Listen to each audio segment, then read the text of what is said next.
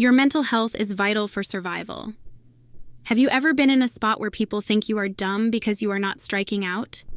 Your revenge comes sweetly, and it will be oh so needed when you escape. Let's check out this story and make sure we are not found in this situation. Second chances. I should have known something was wrong when Marcus started working late 3 nights a week, always on different days, always with vague explanations about client meetings. But love makes you stupid, doesn't it? Even when your gut screams warnings, you choose to believe the pretty lies. The first affair I discovered by accident, lipstick on his collar that wasn't my shade. When confronted, he cried, begged forgiveness, swore it was a moment of weakness. I forgave him because I thought that's what wives do. The second affair I found through credit card statements, expensive dinners at restaurants I'd never been to, hotel charges on weekends when he claimed to be golfing. Again, tears, promises, therapy sessions that lasted exactly 3 weeks. By the third affair, I'd grown cold and calculating. No more tears, no more confrontations. Instead, I hired a private investigator and started documenting everything. Bank accounts, investments, property deeds. I memorized our financial life better than our accountant did. The final straw came when I discovered affair number 4 was with his secretary, Jessica, 23, blonde, and apparently convinced she was Marcus's first and only indiscretion. She even had the audacity to call our house, giggling about their weekend plans before realizing she'd dialed the wrong number.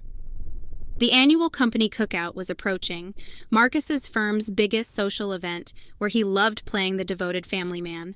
I saw my opportunity. I arrived at the cookout in my best dress, armed with a slideshow on my tablet. While Marcus grilled burgers and Jessica mingled nearby, pretending not to know him, I approached the company president's wife. "Martha, you simply must see these vacation photos Marcus took," I said sweetly, swiping through screenshots of hotel receipts, restaurant bills, and photos the PI had captured. Within minutes, whispers rippled through the crowd. Marcus's face drained of color as he realized what was happening. Jessica fled to the parking lot, tears streaming. His colleagues' wives looked at him with disgust while their husbands awkwardly avoided eye contact. "Enjoy explaining this to the partners on Monday," I whispered to Marcus as I left. The divorce was swift and brutal. My documentation ensured I got half of everything, plus alimony.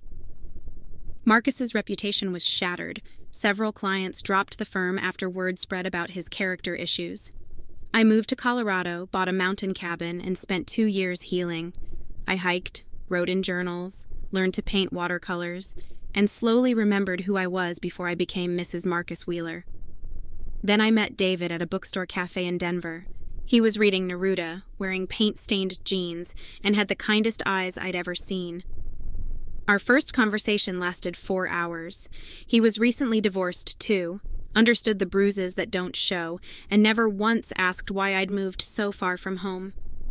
David is everything Marcus wasn't. Present, honest, curious about my thoughts and dreams. He leaves little notes in my coffee mug each morning and actually listens when I speak. We've been married 2 years now, and I wake up grateful instead of suspicious. Sometimes I wonder if I should feel guilty about how I exposed Marcus.